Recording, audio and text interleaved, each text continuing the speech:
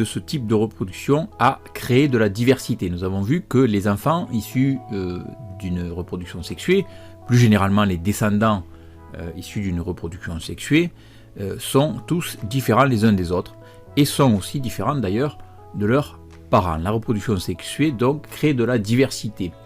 Nous avons compris que le mécanisme qui permettait ceci, c'était le fait que les cellules reproductrices ne possédaient que la moitié des chromosomes présents normalement dans une cellule ordinaire. Alors, pour étudier la transmission du groupe sanguin à l'intérieur d'une famille, on va se remémorer quelques informations que nous avions déjà vues. Tout d'abord que le groupe sanguin du système ABO dépend d'un gène, un seul gène, qui est situé sur les chromosomes numéro 9.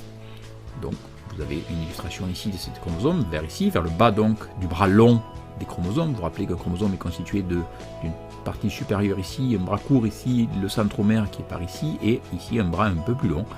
Donc le gène est ici.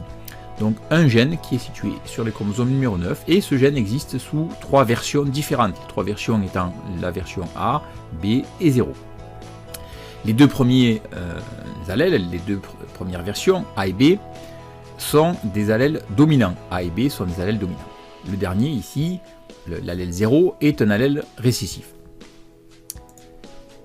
Alors, voici l'arbre généalogique qui montre la transmission génétique du groupe sanguin à l'intérieur d'une famille biologique. Nous avons même ici 2 familles, puisque nous avons les grands-parents situés sur la ligne tout en haut, les enfants ici, la ligne du milieu, et un petit enfant, donc en l'occurrence c'est une fille et c'est Jade qui est ici. Alors dans cet arbre généalogique, on a représenté en rouge, par des lettres rouges, les groupes sanguins des différentes personnes. Vous vous rappelez que nous représentons par des ronds les femmes, par des carrés les hommes. Alors, première question. On nous demande d'indiquer quels sont les allèles du gène liés au groupe sanguin qui peuvent être présents chez Célia et chez Diego, et pour leur fille Juliette. Et on nous demande de justifier, d'expliquer notre réponse. Donc Célia, Diego et Juliette. Célia, Diego et leur fille Juliette. Alors, Célia est du groupe A. On va commencer par Célia, qui est donc la mère de Juliette, Diego étant son père. On nous indique sur l'arbre généalogique que Célia est du groupe A.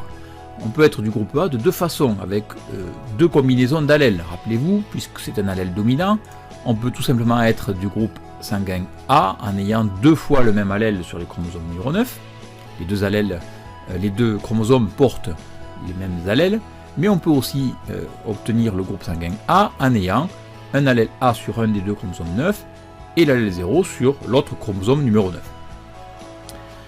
Pour Diego, c'est plus simple, puisque Diego est du groupe 0. Le groupe 0 donc, dépend d'un allèle qui est un allèle récessif. Il ne peut pas donc être en présence d'un autre allèle dominant, sinon cet allèle ne s'exprimerait pas dans le caractère. Forcément, Diego a sur ses 2 chromosomes numéro 9 2 fois l'allèle 0. Très bien.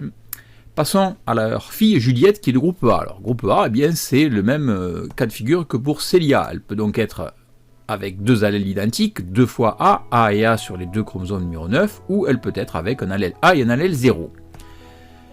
Alors, cette fois-ci, nous allons pouvoir trancher. On va pouvoir trancher parce que nous connaissons les parents de Juliette, et particulièrement Diego, qui va être intéressant pour choisir si Juliette est avec 2 fois l'allèle A ou avec l'allèle A et l'allèle 0.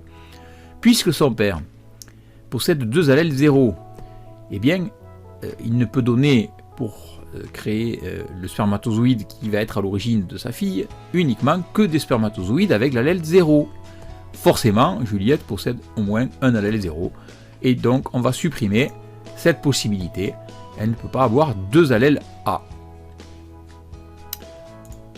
Deuxième question, eh bien, c'est la même question, mais cette fois-ci pour Chloé, Martin et leur fils Axel.